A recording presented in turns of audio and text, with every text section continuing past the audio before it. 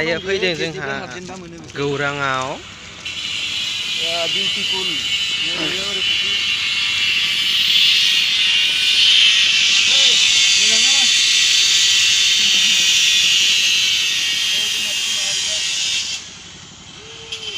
बेयो गेट गौरां बारनि गेट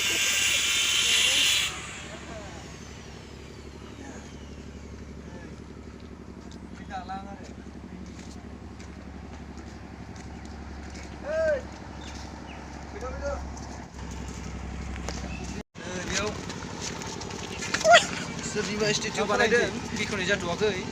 ब्लग खालामगासिनो बिथाङा बोरै मोनखो फैनानै जोबोर मोजां सार बिराद मोजां जायगाया फ्रेस बार मोनजायो बेलासियाव बिराद मोजां बेरायनो गौरां पार्क बे जाहैबाय स्टेचु बानायगासिनो स्टेचु बानायदों दा जों मिथिथ'वा नाम होनाय जाथ'वाखै दाउखि ब्रह्मनि जागोन बायदि मोनदों बिराद मोजां जायगाया गोदान बानायबाय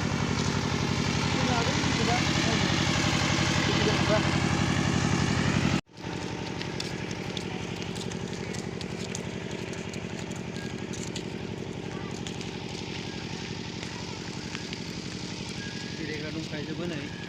बानायजोब्बाय जिरायग्रा बानायना होजोबदों ओरैजाय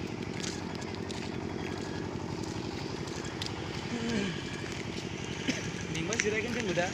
मेंथ'वाखै अबयसे फैग्रोदों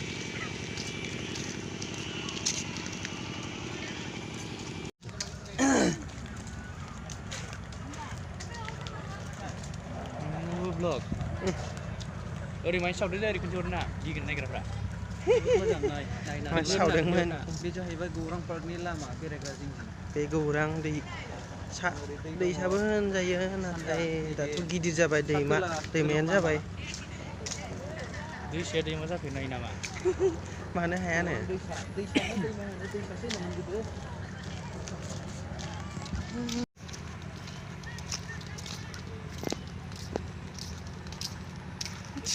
आं लादों नै लागासिनो बेस्राफ्रा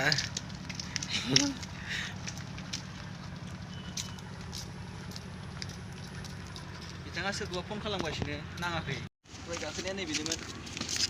जों बिदि जानोसै नै गेटआ मेन गेटआ बेनो दंफां रबर ना रबर दंफां गोजा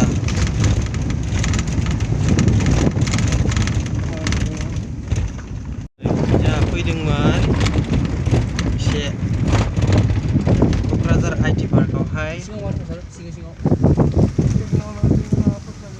नारबला मोनजागासिनो नामा ना बेबो कर'नानि आइटि पार्क बन्द'सो नै बैहा आइटि पार्क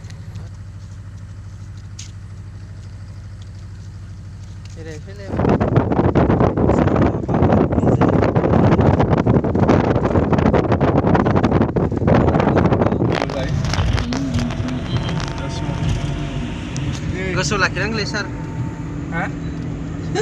काराव गिदिङोमोन सान मोना कमला सिगाङाव जिरायोमोन दारिल' फिलिमाव साला भिडिअ बानायदों थायोमोन ओमफ्राय आंहा बेयाव गोजां बोथोराव बैसागु बोथोरावसो जुलिखौ लानो मोनजाया बिदि माबासो